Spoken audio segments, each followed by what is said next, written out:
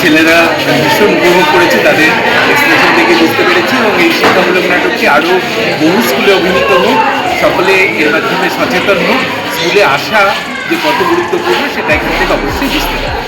ছেলেরা এত সুন্দরভাবে ব্যাপারটা উপভোগ করেছে, তাদের আচার আচরণেই আমরা বুঝতে পারলাম। মানে অনুভূতিকে তো আটকে রাখা যায় না, অনুভূতিটা আমাদের চোখে মুখে বোঝাই যায়, উপলব্ধির জায়গাটা আমরাও, এবং আমরা নিজেদের জীবনেও রিলেট করতে পেরেছি এই স্কুলে। আমরা তোমাকে তুমিই বললাম, তোমার কথা অনুযায়ী আমরাও কিন্তু খুবই সাধারণভাবে বেড়ে ওঠা বাবা মার সন্তান। তারপর আজ হয়তো আমরা জীবনের হাতে অন্যভাবে বই আজকে এ জায়গায় এসেছি।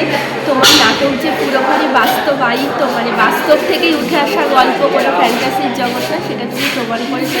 তুমি আরও বড় হও, তুমি আরও ভালো থাকো, সুস্থ থাকো, এভাবেই তুমি তোমার কাজ করতে চাও।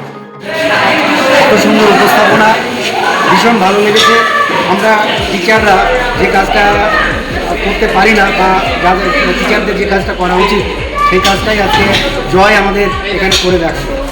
এত সুন্দর উপস্থাপনা এবং হৃদয় ছুঁয়ে যাওয়ার মতো একটা উপস্থাপনা আমাদের সকলেই নিশ্চয়ই বুঝতে পেরেছে। সেটা আমি সেটা তাদের এক্সপ্রেশন থেকে বুঝতে পেরেছি। তুমি ভবিষ্যতে আরও ভালো কিছু কাজ করো, এগিয়ে যাও, ভবিষ্যতে এরকম আরও ভালো নাটক তোমার কাছ থেকে আমি আশা করছি। স্যার, আপনার কেমন লাগলো?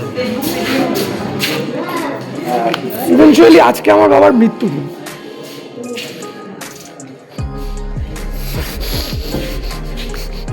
নাটকটা এত বেশি ক্যাচি যে আমার মনের বেদনাটাকে আমি আটকে রাখতে পারলাম না। আর জয় আমার থেকে হয়তো বয়সে ছোটই হবে,